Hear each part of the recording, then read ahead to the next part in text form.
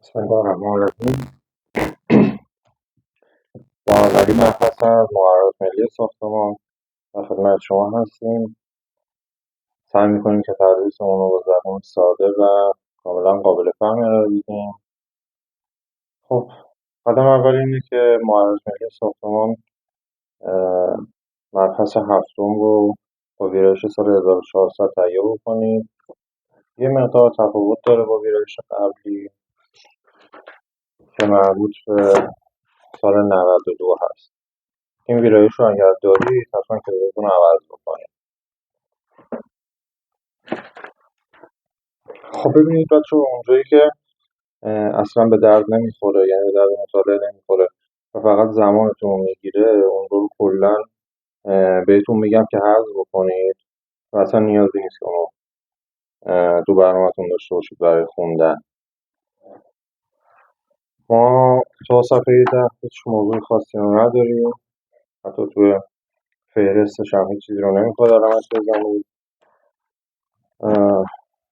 این کتاب یکی از دوستان من هست که حالا متاسفانه اومده خیلی جاهای این کتاب رو هایلایت کرده. نیازی به این هم هایلایت نیست، بخاطر اینکه فقط شلوغ میکنه صفحه رو و توی جلسه امتحان سر آزمون باعث میشه که نتونید تمرکز داشته باشید. حالا اگر خواستید میتونید بالاش و کنار صفحتون شکلی بکشید، موضوع رو یادداشت بکنید یا لیبلتون رو داشته باشید، اما در کل توصیه نمیکنم این همه شما هایلایت رو بزنید. اگر کلمه مهمی، جمله مهمی بود بهتون میگم، اونو حتما هایلایت بکنید. منتها در غیر این صورت به نظر من این کار نکنید، خیلی بهتره. خب توی صفحه 11 ما کلیات رو داریم. هدف این مبحث رو اومده توضیح داده، نیاز به خوندنش نیست. دامنه کاربرد رو داریم، فقط همینقدر بدونید که ابنیه فنی، یه بار این جمله رو بخونیم. پاراگراف نوشته رعایت ضوابط و مقررات این مبحث در کلیه ساختمان‌ها و سازه‌های موضوع مقررات ملی ساختمان الزامی است. یعنی اینکه شما هر کاری بخواید بکنید نیاز داری که این مبحث و موضوعات رو رعایت بکنید. اما به غیر از پل‌ها و سدها و سازه‌های نیروگاه‌ها، یعنی ابنیه فنی مانند پل‌ها، سدها و سازه نیروگاه‌ها مشمول مقررات مبحث نمی‌شوند. حالا نه اینکه موقعی سازه فنی نباشن، نه اینکه نمیشه ابنیه فنی، این نیست که اینا باشن اونا نباشن، نه جفتشون فنی هن. اما پل و سد و سازه نیروگاه‌ها و چه می‌دونم نیروگاه‌های برقی، اتمی و غیره تو مقررات این بحث نیستن. خب میایم تعاریف. پی رو حتما تا حالا چندین بار شنیدید، باش آشنایی دارید. یه بار میخونیم: به مجموعه بخش‌های از سازه و زمین در تماس با آن استفاده شود. یعنی اگر شما اینو یه پی منفرد در نظر بگیرید، این زمین زیرش هم جزء ساختار پی هست که انتقال بار بین سازه و زمین مناسب از طریق آن صورت میگیرد. پیها عمدتاً به 3 گروه اصلی تقسیم میشن. اینو یاد بکنید: پیهای سطحی، پیهای عمیق یا شبها و پیهای نیمه عمیق. اومده براش در ادامه فرمول گفته. نوشته پیهای سطحی: به پیهایی گفته میشود که در عمق کم و نزدیک سطح زمین کمتر از 3 برابر عرض پی ساخته میشن. یعنی اگر ما یک پی به این شکل داشته باشیم، این ارتفاع و علاوه این ارتفاع، اینو اگر این خط رو اگر سطح زمین داشته باشیم، اگر این دی باشه و عرض پی بی باشه، نسبت دی به بی کوچکتر مساوی با 3 باشه، اون پی ما پی سطحیه.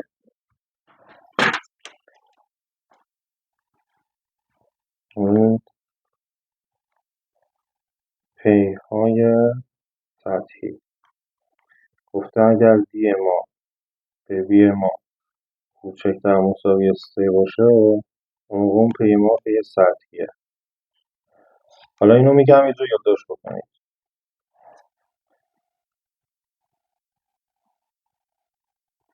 اگر دی به بی بزرگتر از 3 و کوچکتر از 10 باشه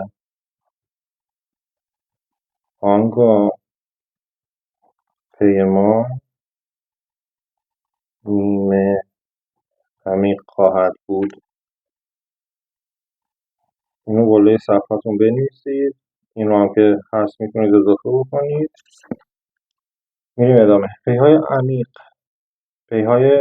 برای پیهای نیمه عمیق همچین فرمولی اینجا ننوشته، اما این فرمولی که خدمتتون گفتم صادقه. تستاشو با هم دیگه حل میکنیم، بیشتر براتون جا میفته. گفته پیهای عمیق شب‌ها به پیهای گفته میشود که نسبت عمق درگیری به کوچکترین بود افقی آنها از 10 تجاوز نکند. همینه، ساده شدهش همینه.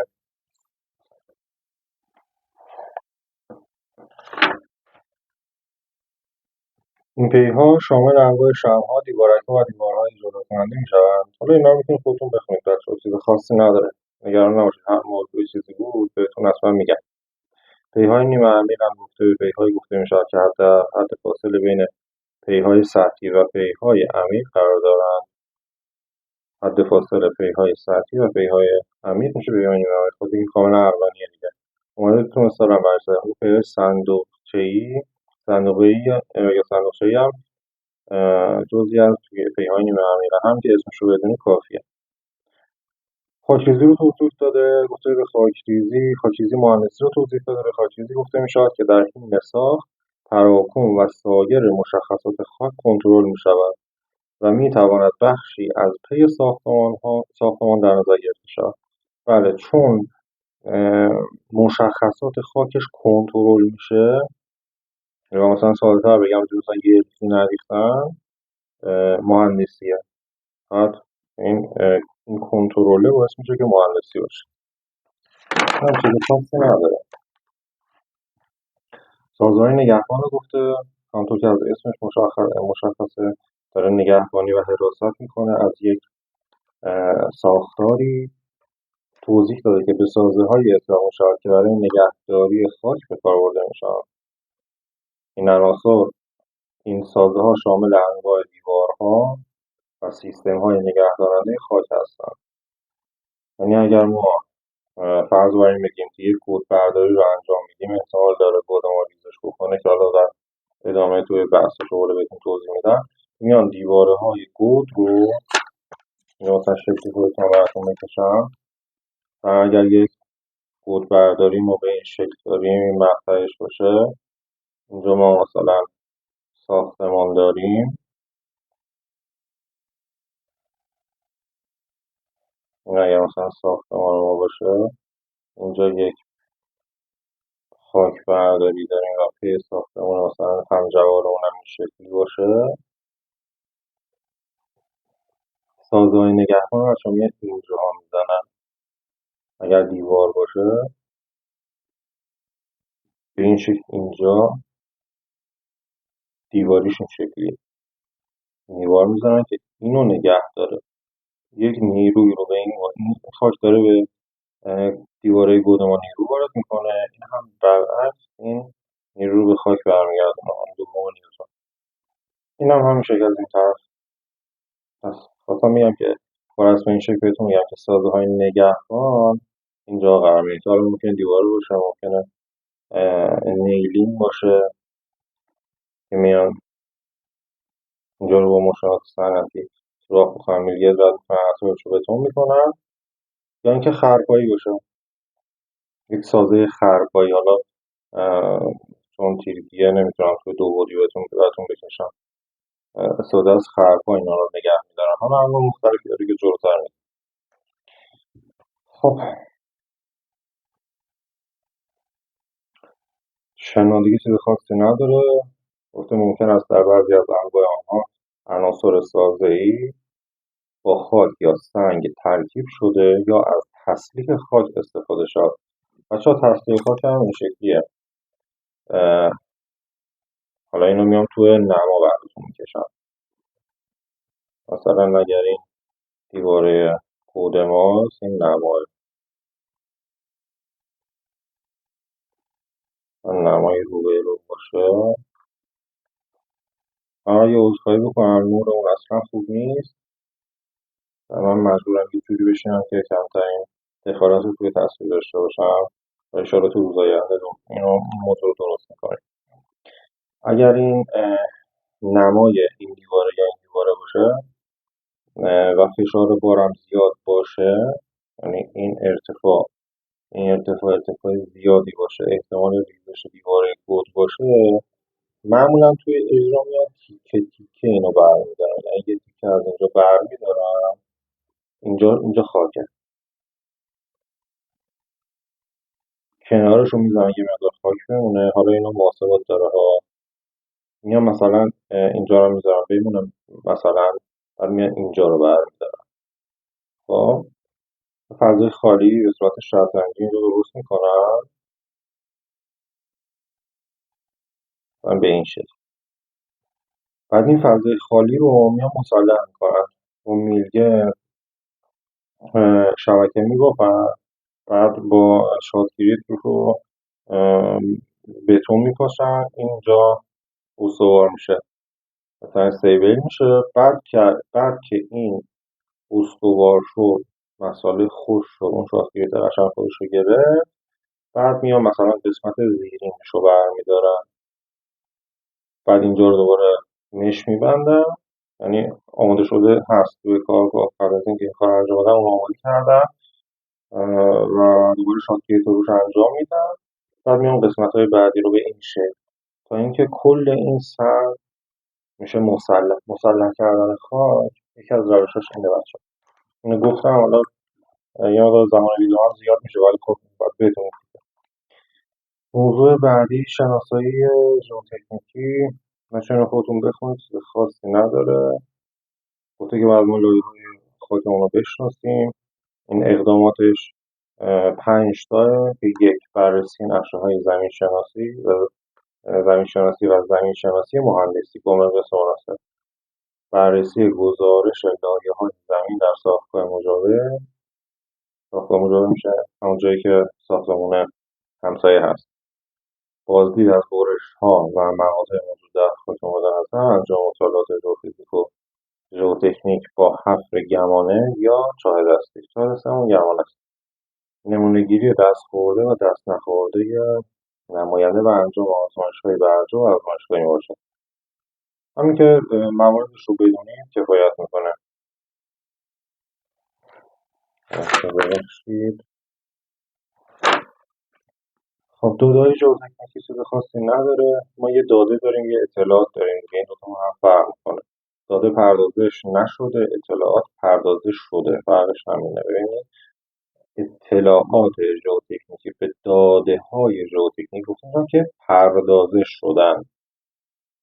داده ژئوتکنیکی به پارامترها یا گزاره‌های برداشت شده از زمین ساخته گفته میشود که پردازش نشدن. فرقش این دوتا اینه. معمولا اطلاعات چون دقیق‌تره پردازش میشه دیگه، عقلانیه. گمانه چیه؟ به حفاری در زمین منظور شناخت خواص مهندسی خاک گفته میشود. همینه که احتمالا دیدید مغنیان میکنن مثلا برای چاهی چیزی زمین رو حفر میکنن تا یه ارتفاع خاص، به این میگن گمانه. برای اینکه ما قبل از اینکه ما بخوایم اقدام به احداث بنا بکنیم حتما باید گمانه رو داشته باشیم، تعدادش و عمقش و اینها رو همه رو بهتون میگم. باید همینو بدونید که گمانه ها به 2 صورت انجام میشن، یا اینکه یک انسانی هست که اقدام به حفاری میکنه، یا اینکه توسط ماشینالات مهندسی اینا انجام میشه که اکثرا این کار توسط ماشینالات حفاری انجام میشه. این داره همینا میگه این کارو.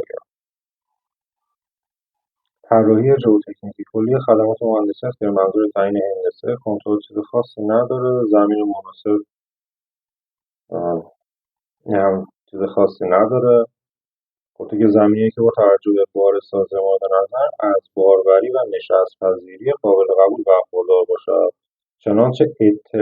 این یکیش مهمه، چنانچه اطلاعاتی از زمین مورد نظر قبل از شناسایی در دست نباشد، نمیتوان زمین را مناسب فرض کرد. خب طبیعی بچه میگه آقا ما یه زمینی هست میخوایم کاری روش انجام بدیم، نمیشناسیمش، نمیدونیم دانه بندیش چجوریه، اطلاعاتش چجوریه، خب طبیعتا اونو باید ما نامناسب تلقی بکنیم. میگن لایه‌بندی پیچیده عنوان بعدی است که لایه‌بندی خاک رو داره میگه که لایه‌بندی زمینی که لایه‌های خاک آن منحنی شکل با شیب تند یا با جنس متنوع و تفسیر لایه‌بندی مشکل باشد لایه‌بندی پیچیده است. مثل زمین در مجاورت گسل‌ها باشه، نزدیک رودخانه‌ها باشه یا پای شیب باشه. اینا رو ما به عنوان لایه‌بندی پیچیده در نظر میگیریم. پایین پاراگراف بچه‌ها اضافه کنید که دره، زمین بسیار ناهموار، چین خوردگی اینا هم جزء مثال لایه‌بندی پیچیده است. چین خوردگی زمین. خب میریم موضوع بعدی، ساختمان با اهمیت کم، متوسط، زیاد و خیلی زیاده. اینو من یه پرینت گرفتم تو برگه، عکسش رو تو گروه میذارم، کانال هم همینطور، میتونید اونو مطالعه بکنید. ما ساختمانهایی که عموما داریم به این چند دسته تقسیم میشن. ساختمون یا اهمیتش کمه یا اهمیتش متوسطه یا اهمیتش زیاده یا اینکه خیلی زیاده این اهمیت. ساختمون با اهمیت کم میشه مثل دامداریا، مرغداریا، چه میدونم انبار علوفه، همچین جایی که انسان خیلی رفت و آمدی اونجا نداره. قطعا اینا توی یک طبقه و در سطح زمین بیشتر بنا نمیشن و اهمیت خاصی نداره، اهمیتشون کمه. اهمیت متوسط میشه همین مسکونی وادهای تجاری از حضور شما که اینا با اهمیت متوسطن، تو چند طبقه ساخته میشن، انسان رفت و آمد زیادی توش داره، اینا اهمیتش از نظر فنی مهندسی اهمیت متوسط در نظر گرفتن. اهمیت زیاد بچه‌ها مثل مدرسه هاست که آدمای کم سن و سالتر رفت آمد اونجا دارن، احتیاج به کمک دارن و ما اونها رو تو این دسته‌بندی با اهمیت زیاد دیدیم. یعنی ما که منظورم مجموعه مؤلفان هست. مسجد، سینما و تئاتر هم، سالن‌های تئاتر هم جزء ساختمان با اهمیت زیاده. اهمیت خیلی زیاد آتش نشانی رو داریم. کلا ساختمان‌هایی که کار امداد و نجات رو انجام میدن، تو بیمارستان‌ها و مرکز این چنین بیمارستان‌ها، خدمات درمانی، آتش نشانی، چه می‌دونم دسته‌بندی این شکلی جزء اهمیت خیلی زیاد در نظر گرفته شده. روش‌های طراحی، ما 3 مدل میتونیم پی رو طراحی بکنید. میتونید بعد از روش‌های طراحی یه پی بهش اضافه کنید. روش‌های طراحی پی که به 3 روش انجام میشه. روش تنش مجازه از حضور شما که ضرایب بار و مقاومته و روش عملکردیه. حالا اینکه بخواید عینا اینو بدونید چیه نه نیازی نیست، فقط اینکه اگر چند تا نکته داره اون باید خدمتتون عرض کنم. با هم دیگه می‌خونیم. در این روش بارهایی که در مبحث ششم مقررات ملی ساختمان آورده شده است با ضریب عمدتا 1 در محاسبات نیرو لحاظ می‌شوند و بار وارد بر خاک محاسبه می‌گردد. سپس با اعمال ضریب اطمینان مناسب تنش مجاز خاک محاسبه و طراحی می‌شود.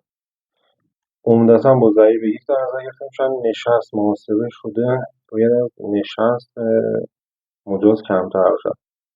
این بچه‌ها چی میگه؟ میگه که آقا ما یه نشست مجازی داریم، مثلا میگه شما از اینجا، حالا عددی میتونیم بگیم، میتونم این شکلی بهتون میگم، مثلا میگه از اینجا تا اینجا اگر ساختمان بالا باشه، میگه از اینجا تا اینجا شما میتونی مجازی که اینو جوری طراحی بکنی که نشست بکنه. خب میگه اون عددی که تو طراحی داری میاری نباید از این حد مجاز مقدارش بیشتر باشه، اما کمتر از حد مجازش باشه.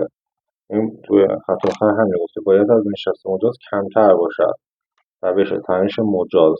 خب این محاسباتی که داره ضریبش رو عمدتا 1 در نظر میگیریم، یه ضریب اطمینان هم بهش میدیم، اما اون چیزی که شما به دست میاری نباید از این حد بیشتر باشه. یعنی چی؟ یعنی باید کمتر از نشست مجاز باشه.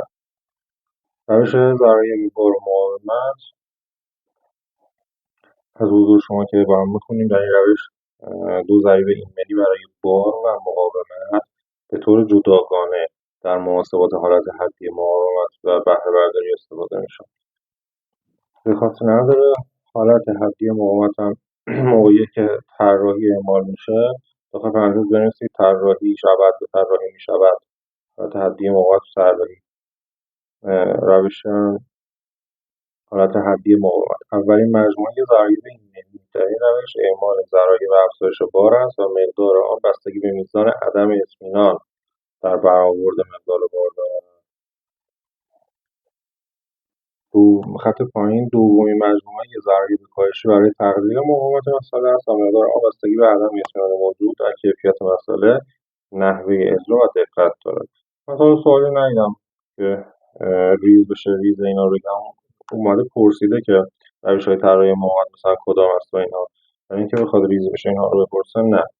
میگم که اصلا نیاز نیست که حتی شما کاملا این موضوع رو بفهمید، همین که بدونی چشم آشنا بشه که مثلا روش‌های طراحی پیج چیا هستن همینقدر کفایت میکنه. شما میگردی پیدا میکنی مبحث تو صفحه پیدا میکنی و ادامه ماجرا. حالت حدی بهره برداری اما اگر نکته چیزی هم بود خدمتتون عرض میکنم. طراحی حالت حدی بهره برداری داخل پرانتز بچه‌ها جلوش بنویسید کنترل و تغییر شکل پی. حالت حدی بهره برداری اسم دیگه‌اش میشه کنترل و تغییر شکل پی. گفته طراحی در حالت حدی بهره برداری اغلب جهت کنترل نشست و تغییر شکل‌ها به کار می‌رود و در آن هر دو ضرایب کاهش مقاومت و افزایش بار متناسباً برای بهره برداری در نظر گرفته می‌شود. پس این دوتا خروجی داره حالت حدی بهره برداری. گفته اغلب، همیشه هم نه، اغلب جهت کنترل نشست و تغییر شکل به کار می‌رود. ممکنه طراح سوال شیطنت بکنه، حواستون به این کلمه‌های این شکلی باشه که میاد جدا میکنه. مثلا گفته اغلب، نگفته همیشه. از نکته‌های اینطوری خیلی میتونن انحرافی سوال مطرح بکنن، خیلی خیلی زیاد. روش‌های عملکردی به دو شکل از تحلیلی و آزمایشی. در همین حد کافیه بچه‌ها. یک بار فقط ازش بخونید ببینید که تحلیلی یعنی چی، آزمایشی یعنی چی. حالا آزمایشی که ازش از کلمش مشخصه که باید شاید آزمایشگاه باشه و تحلیلی هم همینطور. واسه تحلیل یا ترکیبی از تحلیل و آزمایش هم. همینقدر در همین حد. در طراحی به این روش باید به وسیله تحلیل یا ترکیبی از تحلیل و آزمایش. می‌بینی از این یاها، از این اغلبی، از اینا میتونن خیلی سوال مطرح کنن که به صورت قطع بخواین این موضوع هست یا نیست. خیلی حواستون به جمله بندی سوال باشه. به وسیله تحلیل یا یعنی یا این یا اون. و ممکنه بگه آقا تو هم با هم، یعنی شما رو به اشتباه بندازه. نه، تو هم با هم نیست، یا اینه یا اونه، یا ترکیب از تحلیل آزمایشه.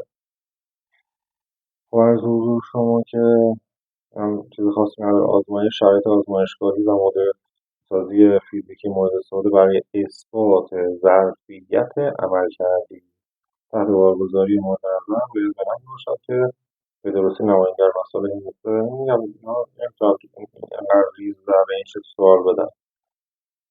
خط سوم نوشته حداقل اینجا بچه مهمه. جمله رو از اول میخونیم. نوشته اگر ارزیابی نتایج آزمایش بر اساس نتایج به دست اومدیم آزمایشی رو انجام دادیم یا نتیجه گرفتیم از حداقل 3 آزمایش انجام بدیم. آقا تو برای اینکه به یه جمع‌بندی بخوای برسی باید حداقل 3 تا آزمایش رو انجام بدیم. تو روش‌های عمل کردیم ما دو جور میشد اون رو نگاه کرد. یه دونه تحلیلی یه دونه آزمایشه. توی آزمایشش گفته اومده اگر از روش آزمایش استفاده می‌کنی حداقل باید 3 تا آزمایش انجام بدی. خب این تا اینجا گفته باید انحراف نتایج، یعنی اینکه شبیه به هم نباشن نتایج، انحراف نتایج، حالا میزانش رو اومده گفته باید انحراف نتایج به دست آمده از هر آزمایش بیش از 15% نسبت به مقدار میانگین نتایج تمام آزمایش‌ها نباشد. انجامش رو نظر خیلی سخت گفته. گفته اگر تو اومدی 3 تا آزمایش انجام دادی مجاز نیستی که حتی یه دونش هر آزمایش حتی یه دونش بیش از 15% نسبت به میانگین ستاش بیشتر باشه. اینو مجاز نیست که این کار رو انجام بدی. اگر این شکلی شد اون آزمایش مورد قبول نیست. در صورتی که در نتایج هر یک از آزمایش‌ها انحراف بیش از 15% نسبت به میانگین مشاهده شود، خب اومدیم قبلش گفتیم واسه تا آزمایش انجام بدیم مجاز نیستی که هیچ کدوم از اون آزمایش بیش از 15% میانگین داشته باشه. اما حالا اگر شد، بالاخره صرف وقت بوده، هزینه بوده، و حالا اگر شد، این داره اینو میگه اگر اومدی این کار رو انجام بدی نتیجه آزمایشت بیش از 15% نسبت به میانگینت انحراف داشتی، اون موقع لازم هست. دیگه نگفته این یا اون یا شاید بشه، اون موقع که لازم هست، یعنی باید آزمایش‌های اضافی انجام شود. یعنی سومین آزمایش رو انجام بدی، حالا میری چهارمی رو انجام میدی، میبینی مثلا چهارمی هم انحراف بیش از 15%، میری پنجمی ششمی، حالا هرچی میری بالا. تا کی لازم است؟ تا زمانی که انحراف از نتایج هیچ یک از آزمایش‌ها بیش از 15% نباشه. خب خیلی اولیه دیگه، اومده ولی توضیح داده گفته آقا انحراف بیش از 15% نباشه. حالا اگر یکی شد اون موقع دیگه لازم است شما بیایید آزمایش اضافه انجام بدید تا زمانی که انحراف کمتر از اون 15% باشه. ادامه اومده گفته خب این یا یعنی راه دیگه، این یا اینکه حداقل 6 تا آزمایش انجام بده. 3 تا انجام میدی، انحرافت نباید بیشتر از 15% باشه. اگر شد آزمایش اضافه رو انجام بدی تا زمانی که بیش از 15% نباشه، اون موقع قابل قبوله. یا اینکه بیا 6 تا آزمایش انجام بده. هیچ یک از نتایج آزمایش‌ها نباید بدون ارائه دلیل منطقی حذف شود. گزارش آزمایش‌ها باید شامل محل، زمان، تاریخ و فلان اینا باشه. نمونه آزمایشگاهی، تجهیزات آزمایشگاهی، شرایط هندسی آزمایش، تاریخچه بارگذاری و تغییر شکل‌های به دست آمده تحت بارگذاری و همچنین هر گونه آسیب مشاهده شده در نمونه در طی آزمایش به همراه مقدار بار و تغییر شکلی که متناظر با این آسیب بوده باید ثبت بشه. پس شد اومد گفتش که آقا یا 3 تا آزمایش رو انجام بدید تو روش آزمایشگاهی، انحرافت نباید بیشتر از 15% باشه. اگر بود بیا آزمایش اضافه انجام بده. تا کی؟ تا زمانی که انحرافت کمتر از 15% باشه، یا اینکه بیا 6 تا آزمایش انجام بده و هیچ کدومشون نباید حذف بکنی. هر نتیجه‌ای که به دست اومد توی اون آزمایش نباید حذف بشه. اگر حذف شد دلیل منطقی ارائه بشه، نباید بدون ارائه دلیل منطقی حذف شد. اوکی. و گفته آقا این گزارش که میدی محل و زمان و تاریخ اینا مثل چیز خاصی نبود، کلا خیلی ساده بود. تگ مدارک نخون چیه؟ اهداف شناسایی. خب میریم صفحه 15، ملاحظات طراحی و شناسایی ژئوتکنیکی زمین. 1.2.7 بند 1.2.7 اهداف شناسایی ژئوتکنیکی. چه هدفی داریم برای اینکه ما زمین رو شناسایی بکنیم؟ داده های ژئوتکنیکی باید همواره مبتنی بر گردآوری انجام بررسی و اطلاعات ثبت شده بوده و با دقت مورد تفسیر قرار بگیره. این داده ها افزون بر اطلاعات ژئوتکنیکی. خب میگه وقتی که میخوایی رو شناسایی بکنی علاوه بر اون که به اطلاعات ژئوتکنیکی میده، باید داده های زمین شناسی عمومی، زمین شناسی مهندسی، زمین ریخت شناسی، لرزه خیزی، هیدرولوژی و تاریخچه ساختمان باشد. این شناسایی‌ها شامل بررسی لایه‌بندی خاک و خصوصیات مهندسی آن، شرایط آب زیرزمینی، تقاضای اینا نمیخواد حفظ بکنی. اصلا واقعا نمیشه همه اینا رو حفظ کرد. ممکنه یه دونه گزینه فقط این که بدونید آقا اهداف شناسایی ژئوتکنیکی تو مبحث 7 و تو صفحه 15 است.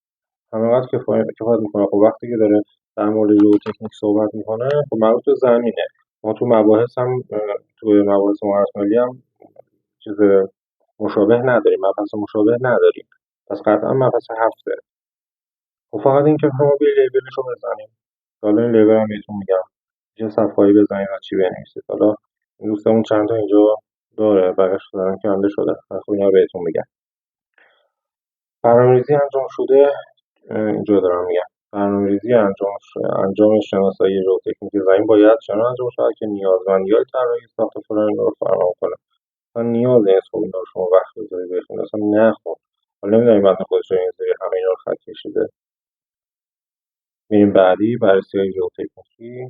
گفته بررسی‌های ژئوتکنیکی شامل 3 مرحله است: مقدماتی، بررسی‌های طراحی، بررسی‌های کنترلی. اوکی، تموم شد. چیز اضافه نمیخواد.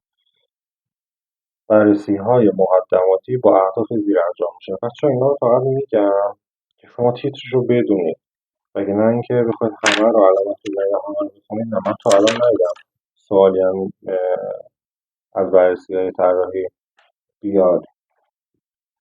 در صفحه 15 16 رو میگم و 17. اون فقط سرتیترها رو بزنید: بررسی‌های طراحی با اهداف بررسی‌های طراحی با اهداف زیر انجام میشه. یک دوست شما رو بزن همین. بررسی‌های کنترلی با اهداف زیر انجام میشه. یک دوست شما رو بزن همین. اصلا نخون چیه. الزامات بررسی مثلا ولش کن. الزامات بررسی مقدماتی خب از 1 تا 13 شماره‌اش رو بزن. اینجا هایلایت کن داشت که الزامات بررسی مقدماتی چه الزاماتی باید رعایت بشه. من تا حالا سوالی ندیدم، بعیدم میادم بیاد.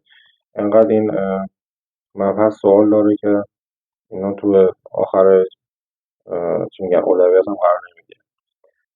گزارش بررسی مقدماتی باید شامل موارد زیر باشه. تو برای علامت کنم 1 2 3 4 5 بیا پایین، چیز خاصی نداره. این صفحه 18 الزامات بررسی‌های طراحی، شناسایی‌های لازم در مرحله بررسی طراحی. خب مبحثمون داره دوره یواش مهم میشه. اومده گفته طبقه‌بندی نوع خاک باید بر مبنای مشاهدات و آزمایش‌های مورد نیاز و متناسب با مصالح به دست آمده از حفاری گمانه یا چاهک یا هر شناسایی اکتشافی سطحی در نقاط مناسب انجام شود. خب اون کاملا علمانیه دیگه، طبیعیه دیگه.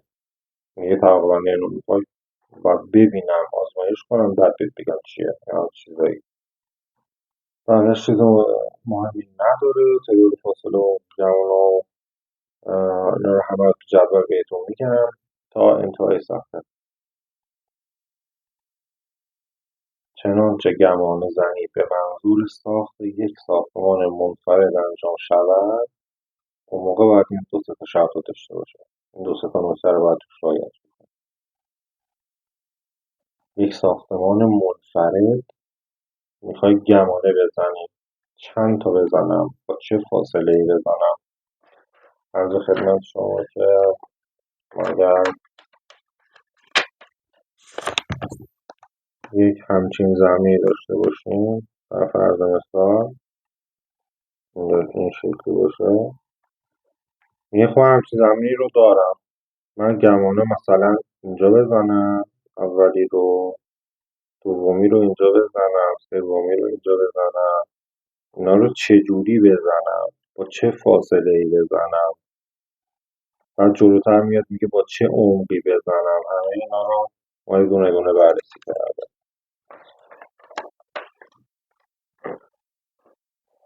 فاصله گمانه ها همه که گفتم، این چهارتای دستی. فاصله گمانه ها باید 15 الی 35 متر متناسب با تعداد طبقات فلان اینا باشه. گفته آقا این گمانه تا این گمانه باید 15 تا 35 متر باشه، پس اینطوری نمیتونی بزنی فاصله 1 متری 2 متری. فاصله این گمانه تا این گمانه باید 15 تا 35 متر باشه. گفته جدول 127 اعمال ساختمان‌ها بر مبنای استاندارد 2800 تعیین شده که در صورتی که ساختمان مورد نظر پس از ایجاد کدبرداری، یعنی بعد اینکه کدتو برداشتی خواستی ساختمان رو احداث کنی، گمانه‌های لازم برای کدبرداری نیز باید به تعداد گمانه‌های تعیین شده برای ساختمان اضافه شود. خب بچه لیبلتون رو اولین لیبلتون رو تو صفحه 19 با تعداد گمانه شروع بکنید. بالای صفحتون بنویسید لام. من می‌نویسم لام و تعداد گمانه. بعد وقتی که درس رو تا آخر خوندیم با هم دیگه، بعد میام لیبلش رو میزنم. یعنی من این کار رو برای خودم کردم. اگر میخواید الان بزنید کنارش تعداد گمانه یا گمانه. خب توی جدول 1 2 7 اومده حداقل تعداد گمانه مورد نیاز برای ساختمان رو بررسی کرده. گفته که سه تا ستون براش تعریف کرده. ستون اول مساحت، ستون دوم اهمیت ساختمان، ستون سوم تعداد حداقل گمانه. به این حداقل هم توجه کنید. ممکنه تو صورت سوال از کلمه حد اکثر استفاده بکنه. خب حواستون بچه‌ها به این چیزا باشه. گفته اگه ساختمون ما یه ساختمون منفرد باشه با سطح اشغال کمتر از 300 متر. یه ساختمون داریم منفرده، پیش منفرده، سطح اشغال هم کمتر از 300 متر. اگر اهمیتش خیلی زیاد بود 3 تا گمانه. اگر اهمیتش متوسط بود 2 تا گمانه. اگر اهمیتش کم بود 1 گمانه.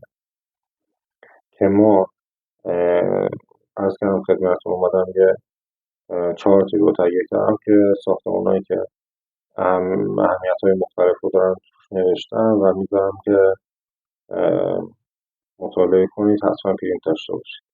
اومده تبصره 1 رو گفته چنانچه نتایج حاصل از این گمانه‌ها عدم یک نواختی را در زمین نشان دهد یا لایه‌بندی زمین پیچیده باشد، به منظور رسیدن به اطلاعات لازم بنابر تشخیص مهندس زیست‌شناس به تعداد گمانه‌های خوب اضافه می‌شود.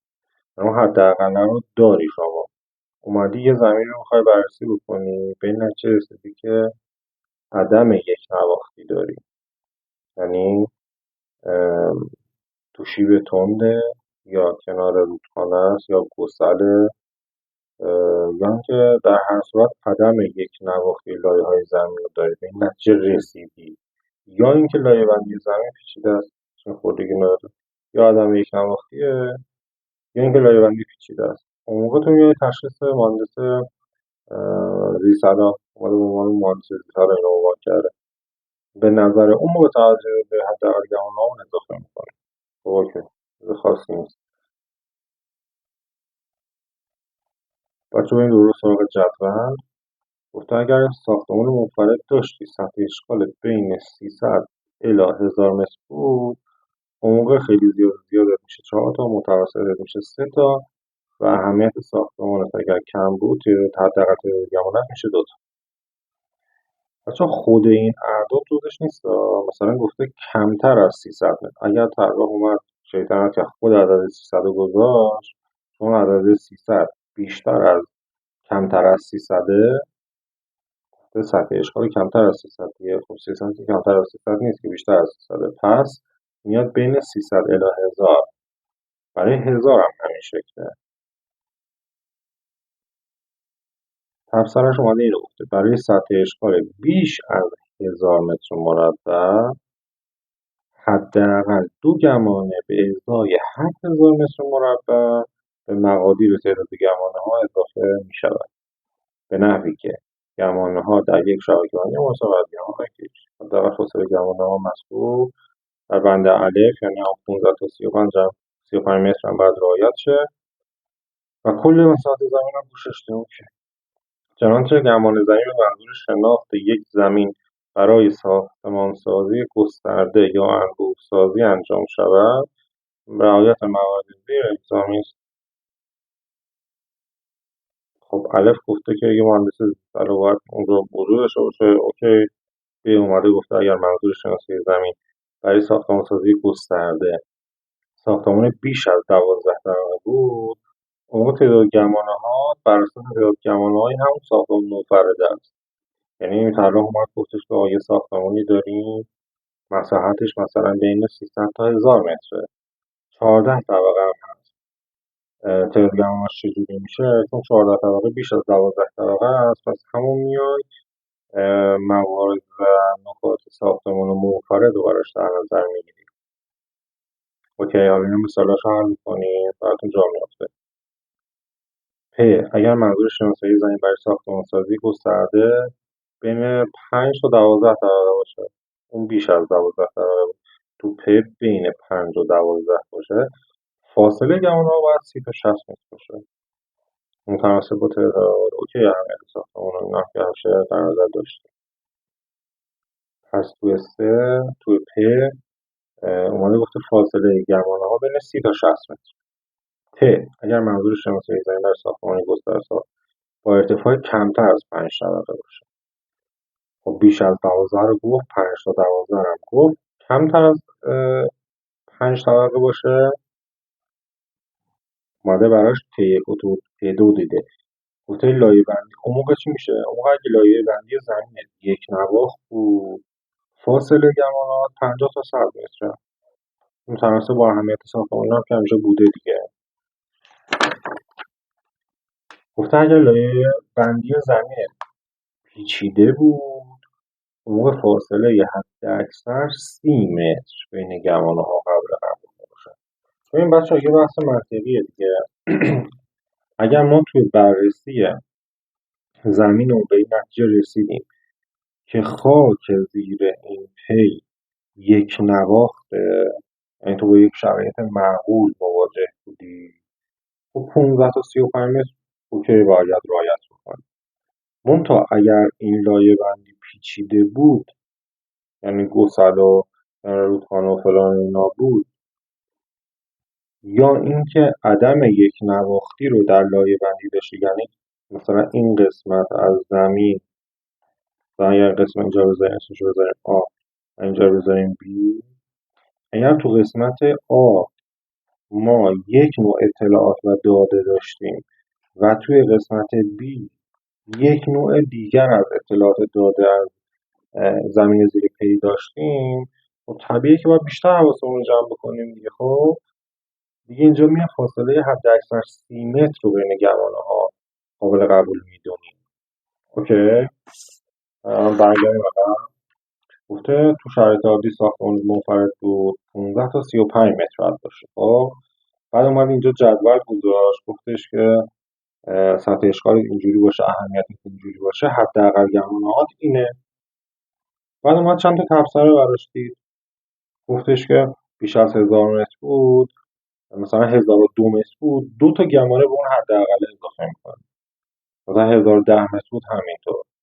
اوکی، هر 1000 متر. اوکی. خب بعد اومد گفتش که اگر اومدی انبوه‌سازی داشتی انجام میدادی، تو انبوه‌سازی ساختمان‌های بیش از 12 طبقه هیچ چیز خاصی نداره، همون ساختمان منفرد بگیر. یعنی اگه گفت که ساختمان 14 طبقه دارم، تو فکر کن ساختمان منفرده، سریع برو ببین چند متره، اهمیتش چیه، بعد اون موقع بیاد تعداد حداقل گمانت رو در. بعد توی گزینه پیش اومد گفتش که اگه بین 5 و 12 بود، فاصله گمانه‌هات رو بین 30 تا 60 متر متناسب با تعداد طبقات و اهمیت همینه که بهتون گفتم اینو در نظر بگیرید، براش تعدادتون رو در بیارید. توی ت اومد گفت اگر منظور شناسایی زمین برای ساختمان‌سازی گسترده بود و ارتفاعات هم کمتر از 5 طبقه بود، اون موقع 2 تا حالت شکل بود. 2 تا حالت برای شما در نظر گرفتیم. خب یا لایه بندی زمین به صورت یک نواخته که تو بیا فاصله رو 50 تا 100 متر ببین، تعداد طبقات زیاد نیست، 5 تا. زمینت هم یک نواخته، یعنی شرایط خوبه. تو بیا فاصله گمانه ها رو زیادتر در نظر بگیر، 50 متر تا 100 متر مثلا، شرایط رو ما میتونیم کنترل بکنیم. این اوکیه. حالا اگه یک نواخت نبود، پیچیده بود، تو دیگه فاصله رو مجاز نیست زیاد بگیری، باید حد اکثر 30 متر بگیری. چرا؟ چون لایه بندی زمین پیچیده است. توی سه اومده گفته اگر ساختمانی با تعداد طبقات یا اهمیت متفاوت با سایر ساختمان‌ها در مجموعه مورد نظر باشه، یعنی یه مجموعی از ساختمان داری که یه دونه از اونها اهمیتش یا تعداد طبقاتش با بقیه متفاوته، آنگاه شما بیا شناسایی خاص آن ساختمان و یعنی بگو ساختمون چیه، چند طبقه است، چند متره، با بقیهش کار نداشته باش. خب در این صورت برای این گونه ساختمان‌ها باید ضوابط تعیین فاصله گمانه‌ها برای ساختمان‌های منفرد اعلام کرده. هم گفتیم تو بیا اونو مجزا بررسی بکن، چیز توصی هم نیست. خب بچه‌ها این پاراگراف چیز خاصی نداره. عمق گمانه‌ها و خودم هم یه استراحت کوچیک کنم، شما هم این موضوعات رو یه بار برای خودتون بررسی بکنید. میرسیم ادامه مطالب صفحه 20 در خدمتتون